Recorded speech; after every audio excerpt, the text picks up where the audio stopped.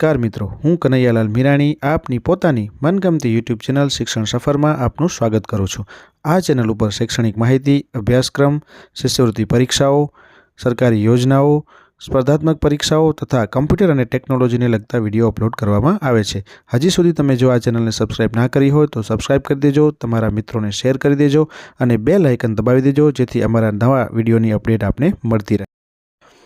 નમસ્કાર મિત્રો, આજે આપણે પીએસસીની જે પરીક્ષા છે છઠ્ઠા ધોરણમાં જે લેવાય છે એ પીએસસીની પરીક્ષાની આપણે અહીંયા કને વાત કરવાના છીએ, જેની અંદર આપણે પર્યાવરણ વિષય જે છે એની આપણે ચર્ચા કરવાના છીએ કે જે 50 માર્ક્સનું પર્યાવરણને લગતું જે છે એ પ્રશ્ન પૂછાવાના છે। એટલે 50 પ્રશ્ન પૂછાશે, 50 માર્ક્સનું પર્યાવરણ પૂછાવાનું છે, એની આપણે આ વિડીયોની અંદર ચર્ચા કરવાના છીએ।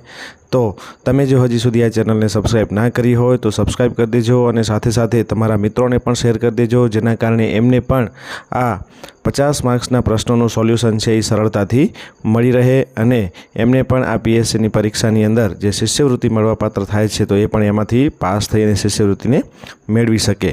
તો આજે આપણે આ પર્યાવરણને લગતા જે 50 પ્રશ્ન છે એની આપણે અહીંયા આ વિડીયોમાં ચર્ચા કરીએ છીએ। તો ચલો આપણે હવે શરૂઆત કરી દઈએ પહેલા પ્રશ્નથી, જેની અંદર આપણે પહેલો પ્રશ્ન આપેલો છે કે ખાલી જગ્યા વનસ્પતિનું રસોડું કહેવાય છે।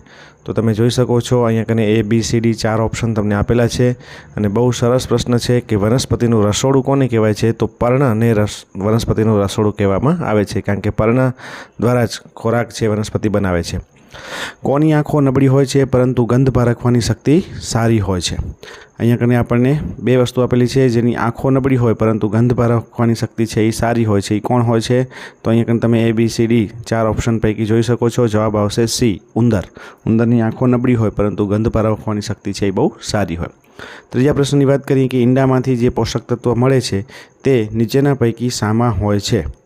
તો તમે જોઈ શકો છો કે જે ઈંડા ખાતા હોય એ લોકોને એમાંથી જે પોષક તત્વો મળે છે એ જે ઈંડા ન ખાતા હોય, જે શાકાહારી હોય એ લોકોને શેમાંથી મળે? તો એ કઠોળમાંથી એમને મળે છે, તો જવાબ આવશે C। ચલો એના પછી આપણે વાત કરીએ, તમને એ પણ ખબર હશે કે ઈંડામાંથી કયું પોષક તત્વ મળે છે અને કઠોળમાંથી કયું મળે છે? તો તમને પ્રોટીન ખબર હોવી જોઈએ। ચલો ચોથો પ્રશ્ન છે, આપણે વાત કરીએ કે સાધારણ બાળકો કરતાં વિકલાંગ બાળકોમાં મહદઅંશે કઈ શક્તિ વધુ જોવા મળે છે?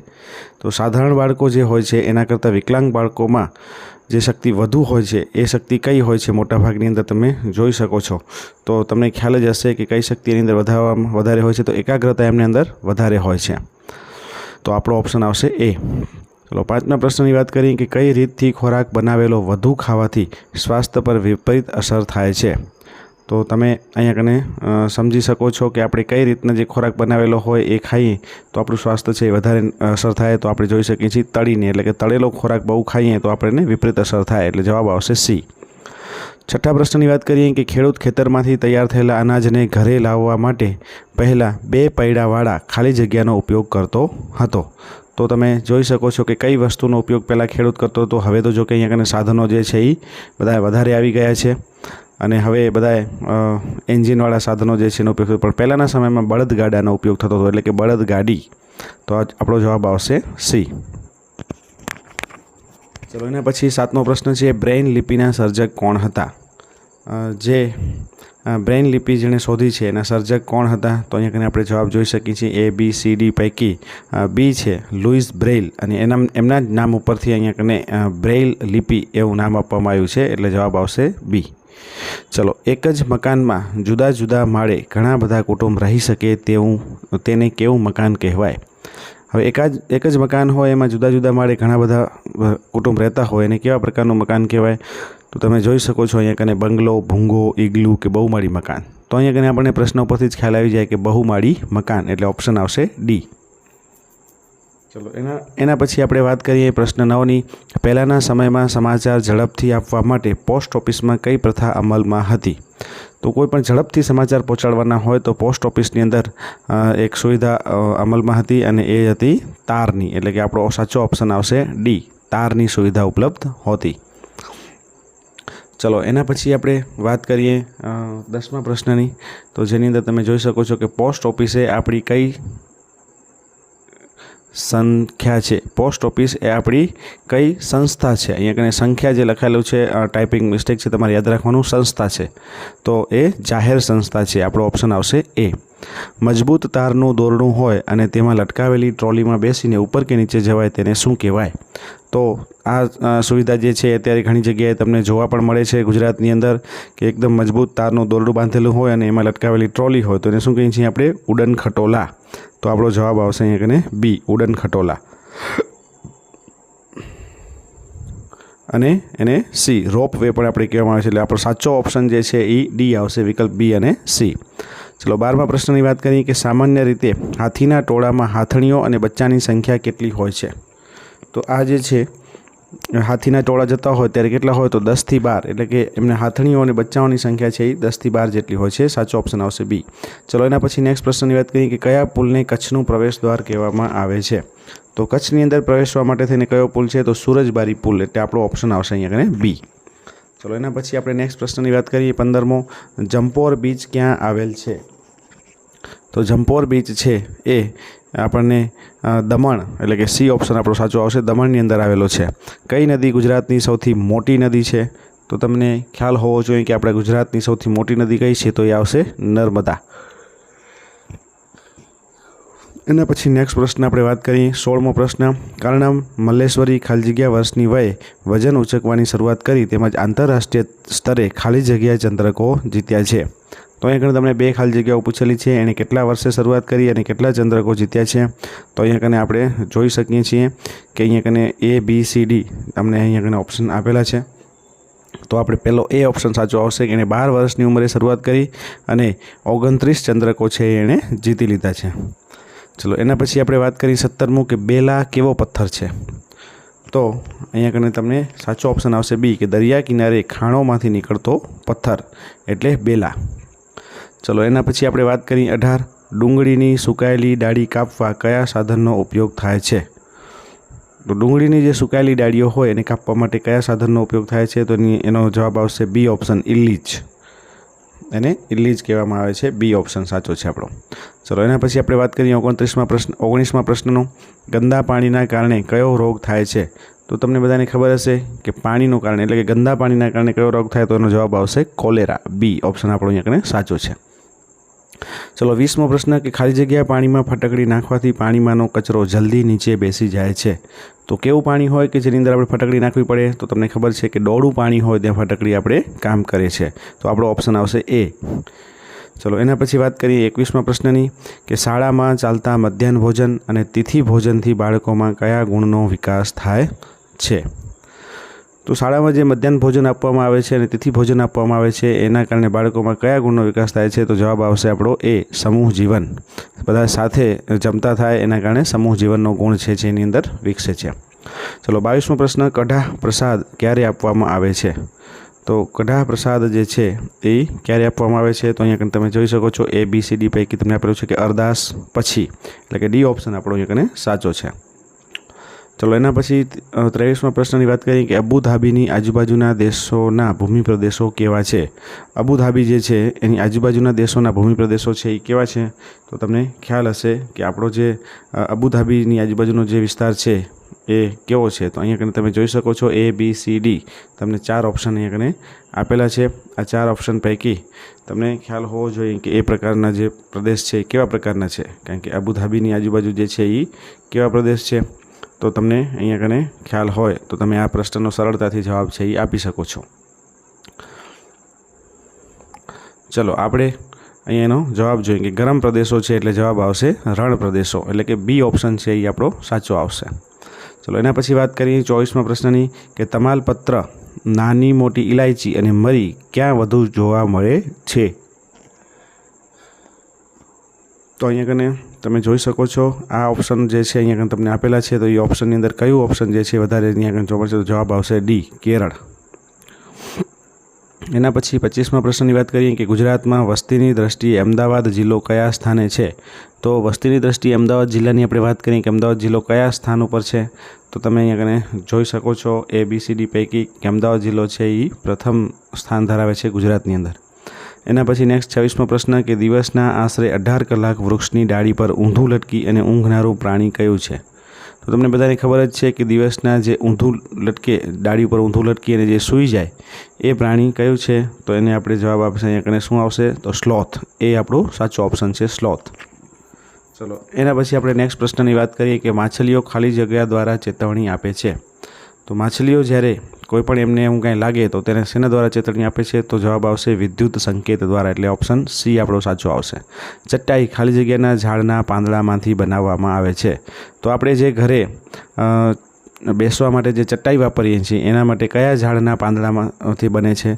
તો અહીંયા તમે જોઈ શકો છો ABCD પૈકી આપણો જવાબ આવશે બી, તાડના પાંદડામાંથી બને છે. ચલો એના પછી 29મા પ્રશ્નની વાત કરીએ કે કયા અંગમાં ન પચેલા ખોરાકમાંથી પાણીનું શોષણ થાય છે? તો આપણી જે પાચન પ્રક્રિયા જે છે એ પાચન પ્રક્રિયા સંબંધી આ પ્રશ્ન છે કે આપણે જે કયો અંગ છે? તો જવાબ આવશે સી, મોટું આંતરણું.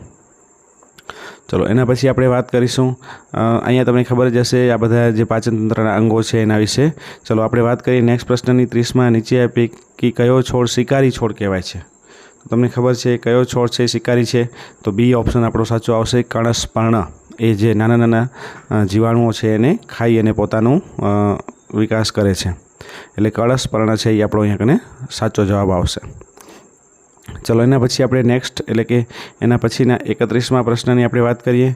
તો તમને 31મો પ્રશ્ન જે આપેલો છે એ જુઓ કે નીચે આ ખાદ્ય પદાર્થ અને તેનો મૂળ ઉત્પાદક દેશની જોડી આપી છે. તો એના આધારે તમારે કઈ જોડી સાચી નથી એ શોધવાનું છે.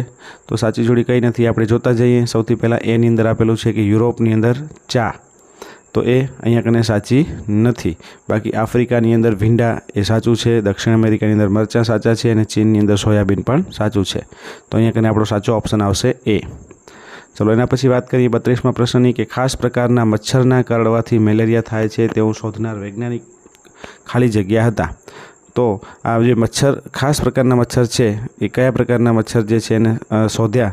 તો એ શોધનાર વ્યક્તિ કોણ હતા? તો એનો જવાબ આવશે બી, રોનાલ્ડ રોસ.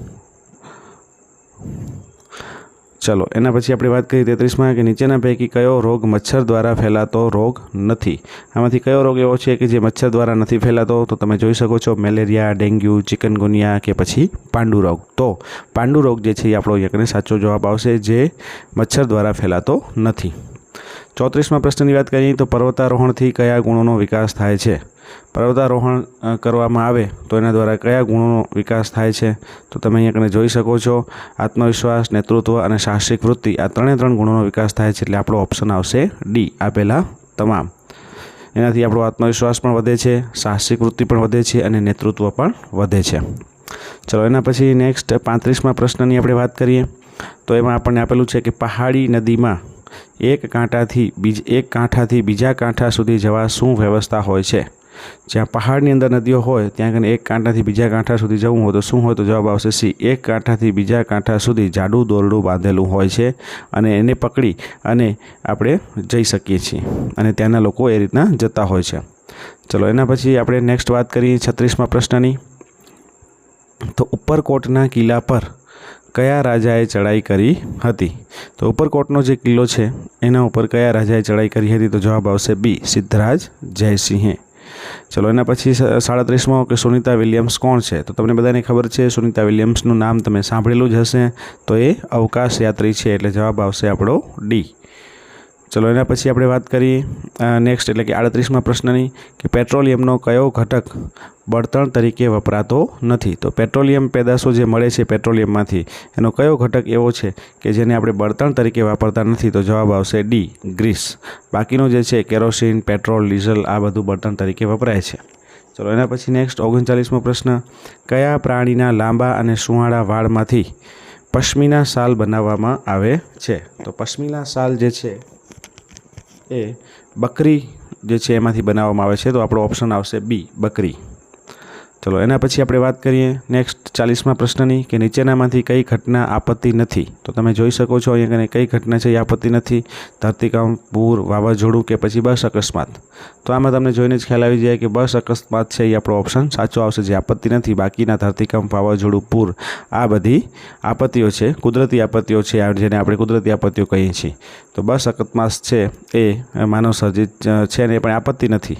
ચલો એના પછી 41મો કે આપણે નાક વાટે હવા બહાર કાઢીએ છીએ તેને શું કહેવાય? તો આપણને ખબર છે કે આપણે એને ડી ઓપ્શન સાચો આવશે, ઉચ્છ્વાસ કહીશું. જ્યારે શ્વાસ લઈએ છીએ અંદર ત્યારે એને શ્વાસ કહીએ અને બહાર કાઢીએ ત્યારે આપણે એને ઉચ્છ્વાસ કહીએ છીએ. આ શ્વસનની પ્રક્રિયા જે છે એ આપણી સતત ચાલતી હોય છે. ચલો એના પછી આપણે વાત કરીએ 42મા પ્રશ્નની. કર્ણમ મલ્લેશ્વરી કઈ રમતની ખેલાડી છે? અહીંયા કંઈ તમને એક નામ આપેલું છે એક વ્યક્તિનું, કર્ણમ મલ્લેશ્વરી. તો એ કઈ રમતની છે? તો બી ઓપ્શન આવશે, વેઇટ લિફ્ટિંગ. ચલો, વેઇટ લિફ્ટિંગ એટલે શું એને તમે સમજતા હો તો એ કોમેન્ટ સેક્શનની અંદર જઈ અને એનો અર્થ ખાસ કરીને લખી અને જણાવજો. ચલો એના પછી 43મો પ્રશ્ન કે તંગ ચામડાના પડદાને ધ્રુજાવી સંગીતનું કયું સાધન વગાડી શકીએ છીએ? તો એકદમ તંગ, એકદમ ટાઈટ આપણે ચામડાને બાંધી અને પડદાને ધ્રુજાવીને કયું સાધન વગાડી શકીએ છીએ? તમને ખબર છે, એ આવશે ઢોલક, એટલે કે ઓપ્શન આવશે આપણો સી. ચલો એના પછી આપણે નેક્સ્ટ જે પ્રશ્ન છે એની આપણે વાત કરીએ, એટલે કે 44મા પ્રશ્નની વાત કરીએ. તો આપણે જોયો 44મો પ્રશ્ન શું છે એ જોઈ લઈએ કે વણ નોતર્યા મહેમાન એનો અર્થ શું થાય? શો અર્થ થાય એવું આપણને આપેલું છે. તો વણ નોતર્યા મહેમાન કોને કહેવાય? તો અહીંયા ઓપ્શન એ આપણું સાચું છે કે બોલાવ્યા વગર કોઈને ત્યાં જવું. વણ નોતર્યા એટલે કે બોલાવ્યા વગર. ચલો એના પછી આપણે વાત કરીએ 45મા પ્રશ્નની. તો સિંદોરી ગામના લોકો ખેડી ગામના લોકોને શું કહી તેમની મજાક ઉડાડતા હતા? તો અહીંયા આગળ તમને આપેલું છે સિંદોરી ગામના જે લોકો હતા એ ખેડી ગામના લોકોને શું કહીને તેમની મજાક ઉડાડતા હતા? તો તમે અહીંયા આગળ જોઈ શકો છો ABCD પૈકી શું કહેતા હતા? તો સી, વણ નોતર્યા મહેમાન. 46મો પ્રશ્ન કે ગુજરાતમાં ખેડૂતો વાવણીની શરૂઆત કયા મહિનામાં કરે છે? તો ખેડૂતો જે છે એ કયા મહિનામાં વાવણીની શરૂઆત કરે છે? તો અષાઢ મહિનાની અંદર, એટલે કે સી ઓપ્શન આપણો સાચો આવશે, અષાઢ મહિનામાં વાવણીની શરૂઆત થાય છે. ચલો એના પછી 47, નીચેના પૈકી કયું લક્ષણ વારસાગતનું નથી? તો તમે જોઈ શકો છો કે અમુક જે લક્ષણો છે એ વારસાગત રીતે દરેકની અંદર આવતા હોય છે. તો આમાંથી કયું લક્ષણ છે એ વારસાગતનું નથી? તો કાનની જોડાયેલી બૂટ, ઊંચા હોવું કે ચહેરાનો દેખાવ, આ ત્રણ જે છે એ વારસાગતનું છે. એટલે આપણે અહીંયા સાચો જવાબ આવશે તમામ. 48મો પ્રશ્ન છે કે ઉત્તર પૂર્વીય પર્વતીય ભૂપ્રદેશ અને કયા રાજ્યમાં ઝૂમ કૃષિ પ્રચલિત છે? તો અહીંયા તમે જોઈ શકો છો ઉત્તર પૂર્વીય પર્વતીય ભૂપ્રદેશ અને બીજું કયું રાજ્ય છે કે જ્યાં કને ઝૂમ કૃષિ પ્રચલિત છે? તો અહીંયા તમને 4 ઓપ્શન આપેલા છે, એમાં સાચો જવાબ આવશે સી, મિઝોરમ. ચાલો એના પછી આપણે વાત કરીએ 49મા પ્રશ્નનો કે ઘઉંનો પાક એ કેવા પ્રકારનો પાક ગણાય છે? તો તમે અહીંયા જોઈ શકો છો ઘઉંનો પાક છે એ રવિ પાક છે, એટલે આપણો જવાબ આવશે અહીંયા કને સી. અને એ ક્યારે દરમિયાન થાય છે? તો શિયાળા દરમિયાન થાય છે. તો શિયાળાની અંદર જે હોય એને રવિ પાક આપણે કહીએ છીએ, રવિ પાક તરીકે ઓળખીએ છીએ. ચલો એના પછી આપણે નેક્સ્ટ 50મો પ્રશ્ન એની વાત કરીએ. તો નીચેના પૈકી ડેરી અને જિલ્લાઓની જોડ અસંગત છે તે જણાવો. તો કઈ જોડ અહીંયા કને અસંગત છે? તમને અહીંયા કને એ વસ્તુ આપણને પૂછેલી છે, આપણે અહીંયા કને જોઈએ. તો જો સૌથી પહેલાં ઓપ્શનમાં Banas dairy Palanpur, Sabar dairy Himmatnagar, mother dairy Vadodara અને દૂધ સરિતા ડેરી ભાવનગર. આ 4 જોડીઓ તમને આપેલી છે. આપણે અસંગત એટલે કે ખોટી જોડી છે એ આપણે અહીંયા કને શોધવાની છે. તો ખોટી જોડી જે છે એ આ 4 પૈકી કઈ છે? તો એની આપણે વાત કરીએ તો બનાસ ડેરી છે પાલનપુરમાં, એ સાચું છે. સાબર ડેરી હિંમતનગર છે એ પણ સાચું છે. તે જ રીતના મધર ડેરી જે છે એ વડોદરામાં આવેલી નથી, એટલે કે આ જોડી ખોટી છે. મધર ડેરી ક્યાં આવેલી છે? તો એ ગાંધીનગરની અંદર આવેલી છે. તો આ જો આપણો ઓપ્શન છે આ સી આપણો સાચો આવશે. તો આ રીતના આપણે અહીંયા કને આ જે 50 પ્રશ્ન જે છે એનું આપણે સોલ્યુશન અહીંયા કને જોઈ લીધું છે. તો આ 50 પ્રશ્ન જે છે એ તમે સ્ટોપ કરીને એક વખત ફરીથી વિડીયોને, એટલે કે 2 વખત વિડીયોને જોશો તો આ IMP જે છે અગત્યના પ્રશ્નો છે એની આપણે અહીંયા કને ચર્ચા કરી છે. ખાસ કરીને 50 માર્ક્સનું પર્યાવરણ પૂછાય છે, તો ખાસ રાખજો. અહીંયા કને આપણે આ સંપૂર્ણ સોલ્યુશન છે પૂર્ણ કરીએ છીએ. તમે બધા મસ્ત રહો, તંદુરસ્ત રહો.